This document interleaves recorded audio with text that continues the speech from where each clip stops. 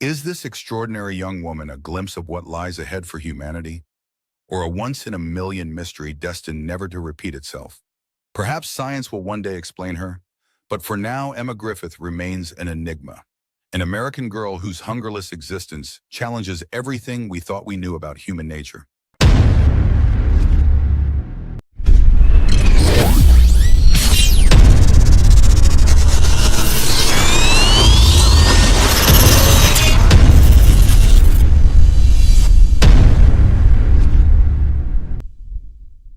From the moment Emma Griffith came into the world, she was different. Born in a small town in Ohio, Emma was extraordinary in every sense of the word. From infancy, it became apparent to her parents that she wasn't like other children. By the time she was 6 months old, she still hadn't experienced the insatiable cries that every parent dreads, the cries of hunger or thirst. She ate when food was offered to her and drank when handed a bottle, but not once did Emma beg for nourishment.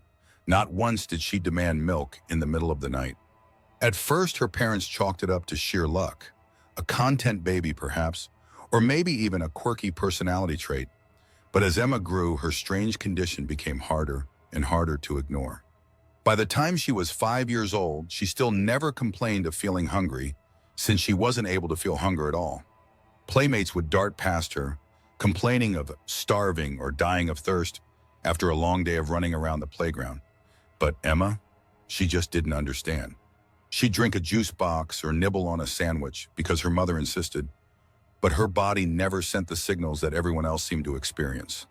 As Emma entered school, her mysterious condition blossomed into an unavoidable curiosity for everyone who encountered her. Friends began noticing her indifference to lunch. Teachers found her skipping snacks without consequence. And her parents, well, they began to worry. Was she sick? Was something dangerously wrong with her? Despite Emma's seemingly perfect health, visits to pediatricians turned into a regular ordeal. By the time Emma was 8, she had sat through endless blood tests and scans, none of which offered answers. Specialists were baffled. Her physical development was normal. Her growth chart fell perfectly in line with other kids her age. Her metabolic rates were fine. And yet Emma had never experienced hunger pangs. Not even that empty, aching feeling in the pit of her stomach that we all know too well. And thirst? It was a concept as foreign to her as life on Mars. While Emma consumed enough food and fluid when prompted by her parents, doctors remained puzzled by her body's utter lack of demand for sustenance. It simply didn't make sense. As the years passed, Emma herself grew increasingly curious about the anomaly that made her stand out. By her teenage years, she began to realize how different she was, both from her friends and from society as a whole. Why did people say hunger felt like weakness crawling through their limbs? What did thirst feel like exactly? She could eat just as easily as skipping a meal, with no side effects. Science classes turned into her personal obsession. She scoured textbooks for clues, hoping something might explain her body's strange behavior.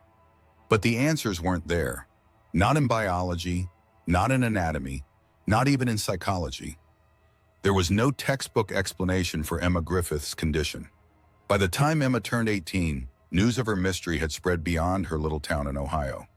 Local doctors who had studied her case began reaching out to national experts, and soon her name popped up in medical journals.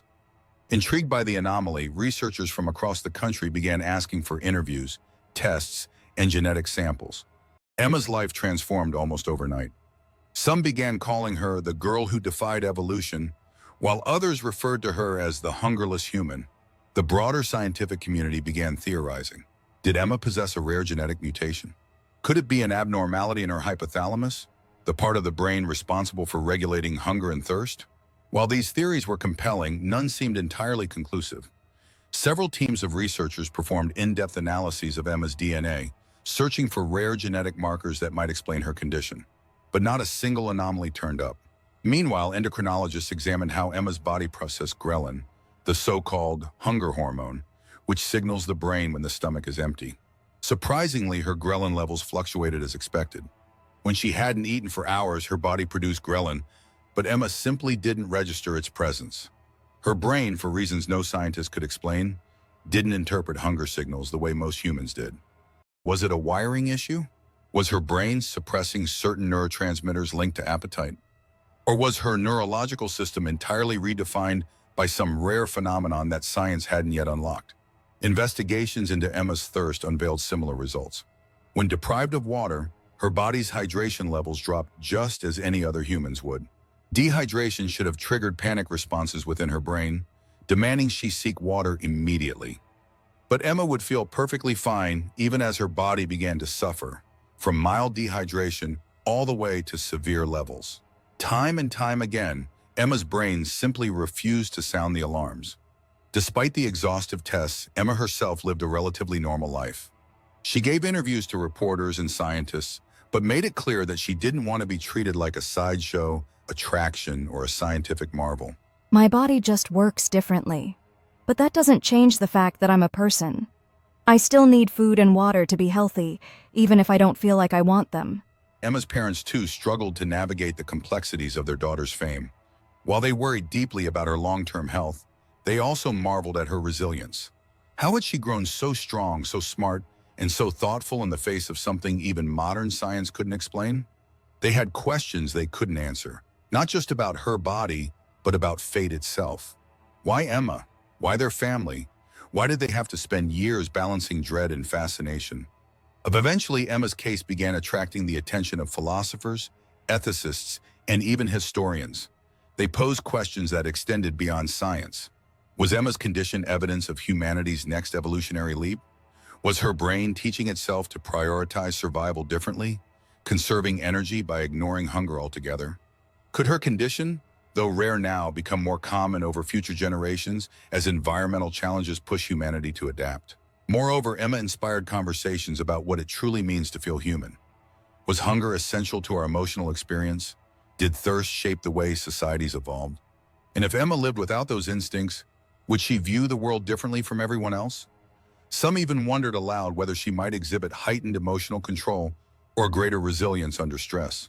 After all, she had spent her entire life unburdened by two of humanity's most primal cravings. I don't know what the future holds. I just know what it feels like to be me, and I feel normal. I'm just Emma. Whether hunger and thirst matter in ways I don't understand, I mean, maybe they do, but I'm just living my life. Perhaps the strangest twist of all came in Emma's late 20s. After decades of baffling scientists, a new technology emerged. Advanced neural imaging techniques capable of mapping the human brain in unprecedented detail. Eager to test Emma, neurologists conducted brain scans that revealed startling findings. It wasn't the hypothalamus that had gone rogue as they thought. Instead, Emma's insula, the part of the brain linked to interoception, or an individual's physical sense of their body's needs, was abnormally developed. In layman's terms, her brain knew she needed food and water, but wasn't alarmed by it. It interpreted hunger or thirst as options, not emergencies. Emma's body was hardwired not to panic. She wasn't missing hunger signals. She was simply ignoring them. Still, even with this breakthrough, the mystery persisted. Experts debated endlessly. Was Emma's unusual insula a genetic fluke or simply a sign of adaptation? Could scientists eventually replicate her condition within others, perhaps offering humanity relief from the suffering of starvation? Was this a gift, a mutation, or an anomaly destined to fade away? Today, Emma Griffith continues to live quietly. Her life is extraordinary, yes, but she tells her story modestly. She has chosen a career in neuroscience, a path shaped entirely by her unusual experiences. She hopes to contribute to medical research one day, helping others who face less fortunate conditions. But even as Emma's studies and career advance, one question lingers over her story. Is this extraordinary young woman a glimpse of what lies ahead for humanity, or a once-in-a-million mystery destined never to repeat itself? Perhaps science will one day explain her, but for now, Emma Griffith remains an enigma, an American girl whose hungerless existence challenges everything we thought we knew about human nature.